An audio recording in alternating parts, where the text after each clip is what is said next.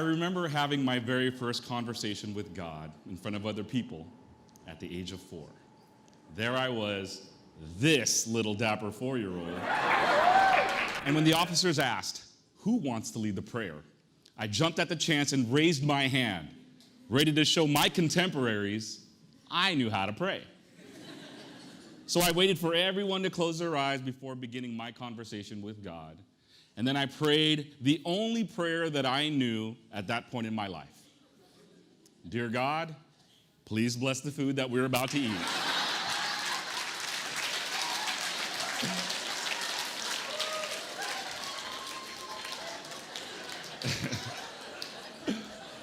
The prayer ended, and then the officer who was overseeing that prayer, he took me aside. And he thanked me for my prayer. But then he further went on and told me that prayers, they're like talks with God, and that I should learn how to talk to God about anything and not just food. I heard what he said, but I ran off to play with my friends because, after all, I was 4, and I had the attention span of a 4-year-old. But I heard what he said. I understood what he said. I had to learn to have talks with God, to ask him for his blessings, to thank him, and to let him know what our needs are. From that point on, the conversations, they started to evolve. Well, at least bit by bit. My elementary school years had me thanking God for his blessings, help me with my tests, bless my family, help me not to get sick, and other blanketing requests. I mean, nothing too specific because there isn't too much that's going on in the life of a kindergarten through 5th grader, right? But I was moving on to what I thought was the big show, middle school and high school.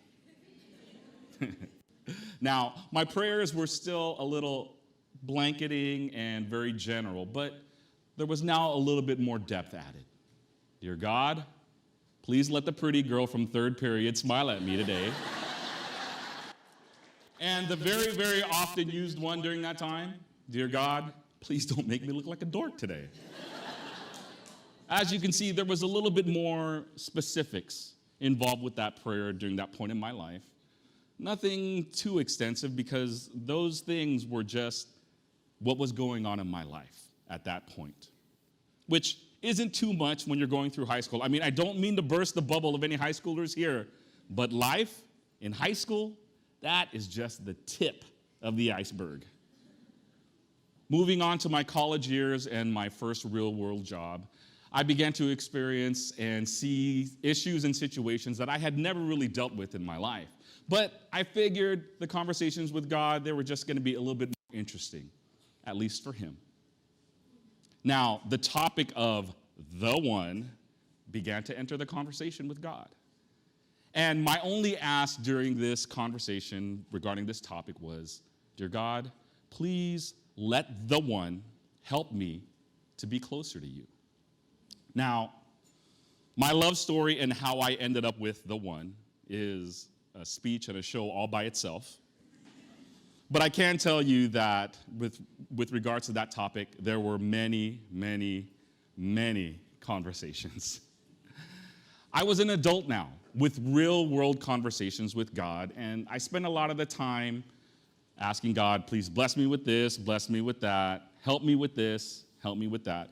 I was spending a lot of my conversations asking for things. However, I found and discovered the beauty of a prayer of gratitude, most notably when I married the one.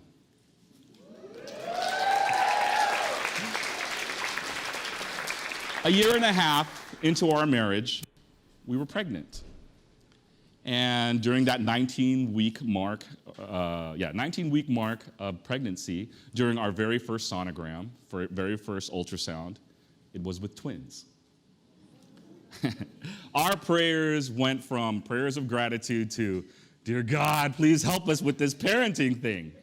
I mean, after all, we were in our mid-20s. We were living in a one-bedroom apartment, and we had no clue about what it took to be a parent. But we were having twins, so we celebrated. However, that celebration was short-lived.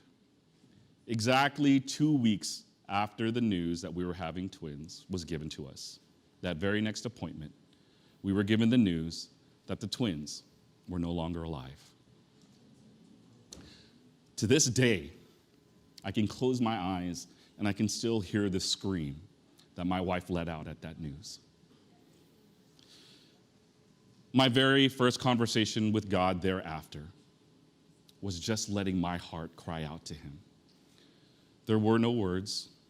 It was the very first loss that my wife and I had ever experienced in our life. And our prayers went from prayers of gratitude, asking his help for parenting, to, God, please, give us the strength to get through the pain. It was also the first real lesson in our life that we're not in control. That no matter how much we may plan our life, map out our life, God might have a different plan. Now, in the same way that a parent never wants to see their child remain in suffering or be in pain, God found ways to console us. 2 weeks after losing the twins, God found me a better paying job. And then, in ways that we cannot explain, even to this day, shortly after losing the twins, we moved into our very first home. And the funny thing about that is, we weren't even in the market for a home. We were not even looking because we had just lost the twins. Our prayers went back to prayers of gratitude because all of these blessings came during a very dark moment in our lives. Fast forward a couple months later, and we were pregnant again, but we were reminded once again that we're not in control. I was diagnosed with an enlarged heart, a particular heart disease known as idiopathic cardiomyopathy. And so, on August 31st, 2008, I was placed on the heart transplant list. However, only 6 days later, on September 5th, I received a heart transplant. 6 days is all I waited. And anytime I need a happy place to go to, I go to that moment in my life. As you can see, one tragedy was followed by an even greater blessing. Now, the next couple of years, it was a huge roller coaster ride. After getting through that first year, which was really tough as a heart transplantee, life seemed to be settling into at least some sort of normal. By now, my wife and I, we had 2 beautiful children, and health-wise, I thought everything was moving in the right direction. But God had a different plan.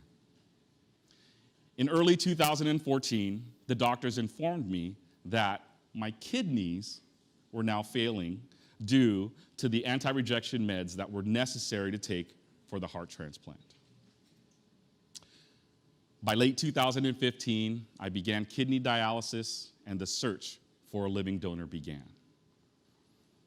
My prayers, as with any other valley floor moment in my life, my prayers was just letting God know that I cannot wait to see what you have in store for me. Now, remember the one that I ended up marrying? Well, as God's will would have it, the one, my wife, ended up being my kidney match. And so, on October 19, 2016, my wife lovingly and graciously gave me her kidney.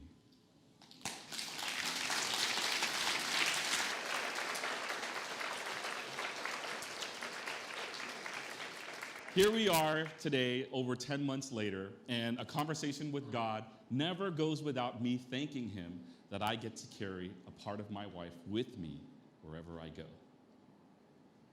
Yes, you may say that I have a lot of conversations with God, and if it were anybody else, it might be considered as annoying. But this is God we're talking about. His capacity to listen is endless, and his willingness to help is eternal. You know, the funny thing about conversations is they define relationships, but it also strengthens them when and if you speak from the heart. So all the married couples here, imagine if you only spoke to your spouse once a week or only when you needed something. How strong, how healthy do you think that relationship would be? How often do we speak with God? You know, I've had my fair share of challenges in life, and with every challenge that I got through, there was an even greater blessing waiting for me to experience. You know, there have been those low moments that I experienced in life that kind of left me confused as to what I should do, the next move I should take. And it's no coincidence that in those situations, I found the path that I needed to take during the preaching of the words of God during a worship service. But there was also those moments of happiness to celebrate, both big and small, that I needed to have a conversation with God. My point is, a conversation, a prayer, happens when everything happens in life. Good or bad, I come to God to ask him, may your will continue to live in my life. Even on the bad days, it's all about letting God know that I trust you. I want God to know me. I want God to be able to read my heart.